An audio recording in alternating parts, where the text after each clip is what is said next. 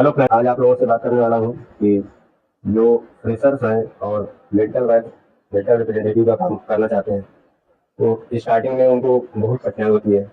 दिमाग में रहता है कि क्या तैयारी करें, क्या पूछा जाएगा, इंटरव्यू के लिए कैसे जाएं, वहाँ पे क्या सवाल पूछे जाएंगे, उसका क्या जवाब होगा। तो इसी विषय पर हम बात करने वाले हैं। और ये चैनल हमने जो बनाया है वो फ्रेशर्स जो मेंटल रिप्रेजेंटेटिव का जॉब करना चाहते हैं उनके लिए बेनिफिशियल है। आप लोगों से अनुरोध है कि आप लोग भी देखें और अपने दोस्तों को जो ज़रूरतमंद है उनको भी शेयर करें।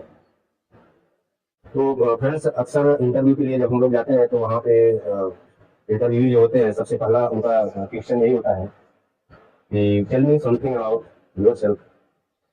ये कई तरह का होता है। ये क्वेश्चन जो है कई तरह से पूछते हैं। जैसे कुछ लोग पूछते हैं tell me something about yourself, कुछ लोग पूछते हैं कि tell me about your academic qualification and family background. तो दोनों का जवाब लगभग एक ही होगा। जैसे tell me something about yourself अगर पूछते हैं तो उसमें आप लोग अपने विषय में बताएं। अपनी हाई स्कूल की पढ़ाई आपने कब कहाँ से किया है, किस डिवीजन में पास हुए हैं, इंटरमीडिएट का कब कहाँ से किया है, ग्रेजुएशन कब किया है, कहाँ से किया हुआ है। उसके बाद आप मैरिड हैं या अनमैरिड हैं, आपके मम्मी पापा क्या करते हैं, आप कितने भाई हैं और बहन हैं, भाई बहन क्या करते हैं। ये इतनी सारी बातें ये फैमिली बैकग्राउंड में आता है। उसके बाद आपसे एकेडमिक क्वालिफिकेशन और फैमिली बैकग्राउंड दोनों में इतनी सारी बातें आती हैं। और उसके बाद पूछते हैं कि आपको हम क्यों लेंगे, आपके अंदर ऐसा क्या है जो हम इस जॉब के लिए आपको सेलेक्ट करें। वहाँ पे आप अपनी स्ट्रेंथ बताइए कि मैं जानता हूँ मेरे अंदर ये स्ट्रेंथ है, मैं अच्छा लेबर वर्कर हूँ, मैं मेहनती हूँ, मेहनत कर सकता हूँ और मुझे एरिया का नॉलेज है, मुझे कस्टमर पता है और तो इसलिए मैं कर सकता हूँ। उसके बाद पूछते हैं कि आप मेडिकल रिप्रेजेंटेटिव का ही जॉब क्यों करना चाहते हैं, क्योंकि इस समय बहुत से क्षेत्र हैं जिसमें आप जा सकते हो जॉब के लिए। मेडिकल रिप्रेजेंटेटिव जॉब आप क्यों करना चाहते हैं, या तो वहाँ पे आप क्या बताएंगे। जैसे कि इसमें हमको बहुत मतलब नेम एंड फेम मिलेगा और हम एकेडमिक पढ़े लिखे लोगों के बीच में हमेशा रहेंगे। जैसे अगर कोई एक रिटेलर भी है तो वो भी कम से कम इंटरमीडिएट या भी फार्मा होगा, डॉक्टर पढ़े लिखे होते ही हैं। दूसरा, यहाँ पे हम अर्निंग अनलिमिटेड कर सकते हैं और अपने सपनों को हम फुलफिल कर सकते हैं। जो हमारा ड्रीम है हम उसको फुलफिल कर सकते हैं। उसके बाद वो आपसे पूछते हैं आपके स्ट्रेंथ क्या है, आप अपना स्ट्रेंथ बताइए हमको। और उसके बाद वीकनेस, अगर आपके अंदर है वीकनेस तो वीकनेस बताइए। वीकनेस भी ऐसा बताइए जिससे ये ना समझ में आए कि आपकी वास्तव में ये आपकी कमजोरी है। वो मतलब आपके वीकनेस में भी उसको पॉजिटिव लगे। जो भी चीजें करिए पॉजिटिव करिए और कॉन्फिडेंस से वहाँ पे बात करिए। इसके बाद आपसे पूछेंगे कि what is the job and responsibility of medical representative. ये सबसे महत्वपूर्ण है और ये सबसे लंबा जाने वाला है, बहुत लंबा होगा, तो इसके लिए थोड़ी देर बाद बात करते हैं।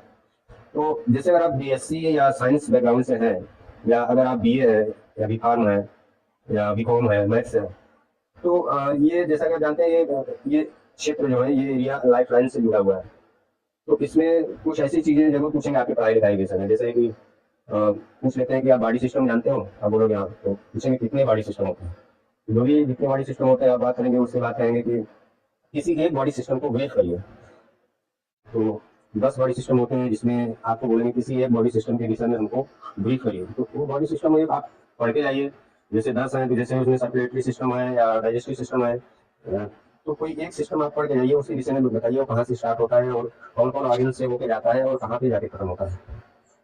अच्छा, कहीं कहीं ऐसा भी होता है जहाँ पे अगर ओपन इंटरव्यू है तो बहुत ज्यादा भीड़ हो जाती है, भीड़ बहुत ज्यादा इकट्ठी हो जाती है। ओपन इंटरव्यू मतलब जैसे पेपर वगैरह में जब डिस्प्ले होता है, जैसे पेपर दैनिक जागरण में जैसे नई राहें या टाइम्स ऑफ इंडिया में और पेपर में जैसे आते रहते हैं, तो पेपर में अगर डिस्प्ले हुआ है और उसको लोग देखते हैं तो आते हैं तो बहुत भीड़ हो जाती है।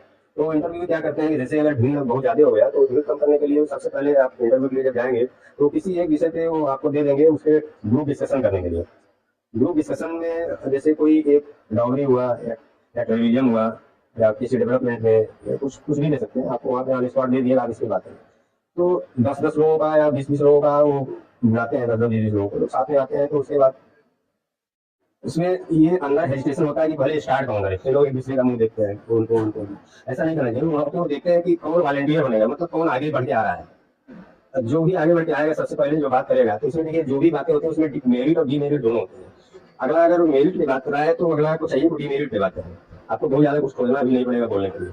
और इंटरव्यू देखना चाहता है कि किसके अंदर कितना आत्मविश्वास है, कॉन्फिडेंस है।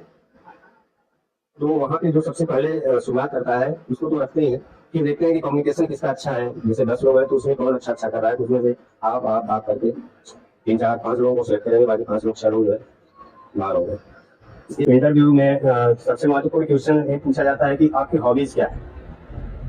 हॉबीज में वो चीजें बतानी चाहिए जो मार्केटिंग से रिलेटेड हो, जिसमें परिश्रम दिखे। जैसे कि आप बोलिए कि I like tour and travelling. ये इसलिए कि हम लोगों का जो जॉब है ये हमेशा मार्केट में रहना है, फील्ड में रहना है, हमेशा टूर करना है। तो I like tour and travelling आप बोलेंगे तो ये पॉजिटिव थिंग है, इंटरव्यू के लिए अच्छा रहेगा। और नेक्स्ट आप कर सकते हैं आई लाइक मेकिंग फ्रेंड। तो आप जैसे मार्केट में है तो आपको रिलेशन बनाने हैं, जैसे कस्टमर बनाने हैं, तो समझ लीजिए एक तरह से फ्रेंडली बना रहे हैं। तीसरा, जैसे हम लोग बताते हैं कि इसमें game, I like playing cricket, I like playing tennis, I like playing football and hockey, इस तरह से बोल सकते हैं। जो हमने देखा है कि बहुत लोग अपने रिज्यूम में लिखे रहते हैं हॉबीज में I like listening music, I like reading book. इसमें क्या है कि ये इंडोर हो जाता है। इंडोर में ये समझ में आता है कि आप एक आलसी प्रवृत्ति के इंसान है जो कि हमेशा मतलब बैठ के या लेट के काम करना पसंद करते हैं। तो आप यही बताएं कि I like tour and travelling, I like making friend, I like playing cricket, playing football, playing hockey, जो भी है। हाँ, यहाँ पे एक क्वेश्चन और एक राइज होता है। अगर जैसे आप बोलते हैं कि आई लाइक प्लेइंग क्रिकेट, तो हो सकता है वो आपसे क्रिकेट से रिलेटेड 1 2 क्वेश्चन कर दे, जैसे कि सबसे ज्यादा सेंचुरी कौन मारा, वनडे में सबसे ज्यादा विकेट कौन लिया, या वनडे में सबसे ज्यादा रन कौन बनाया, या वर्ल्ड कप कौन जीता। इस तरह का क्वेश्चन आपसे वो कर सकते हैं। तो ये हुआ हॉबीज। इसके बाद नेक्स्ट क्वेश्चन आता है कि आप कंपनी के विषय में क्या जानते हैं। आप जिस कंपनी के लिए इंटरव्यू देने गए हैं उस कंपनी के विषय में क्या जानते हैं। तो बेहतर यही होगा कि आप इंटरव्यू में जाने से पहले कंपनी के विषय में जानकारी करके जाए। ये जानकारी कैसे मिलेगी आपको, आप गूगल पे कंपनी का नाम सर्च करेंगे तो उसमें आ जाएगा। उसमें से 2 4 5 लाइन जो है जो जरूरी है आप उसको ध्यान से पढ़ के जाइए। जैसे ये कंपनी का ओनर कौन है, कहाँ की कंपनी है, मैन्युफैक्चरिंग है कि थर्ड पार्टी मैन्युफैक्चरिंग है, या इसके ओनर कौन है, ये तो बात होगी। इसके बाद इसमें कौन कौन से प्रोडक्ट आते हैं, किस तरह के प्रोडक्ट बनते हैं, एक्सेट्रा एक्सेट्रा। ये थोड़ा कंपनी के विषय में जानकारी करके जाएंगे तो अच्छा रहेगा, क्योंकि ये भी क्वेश्चन वहाँ पे पूछा जाता है कि आप कंपनी के विषय में क्या जानते हैं। इसके बाद लास्ट, मेरे ख्याल से लास्ट ही होना चाहिए, जो महत्वपूर्ण क्वेश्चन ये होता है कि आपका सैलरी एक्सपेक्टेशन क्या है।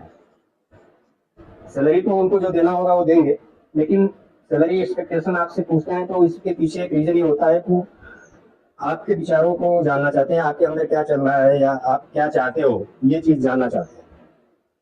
तो यहाँ पर ध्यान देने वाली बात यह है कि सैलरी जैसे आप बोलते हो तो जिस हिसाब से कंपनी हो उस हिसाब से आपको बोलना चाहिए। जैसे हाई फाई कंपनी है, बड़ी कंपनी है जैसे, तो सैलरी अच्छा देती है तो उस हिसाब से आप बोलिए।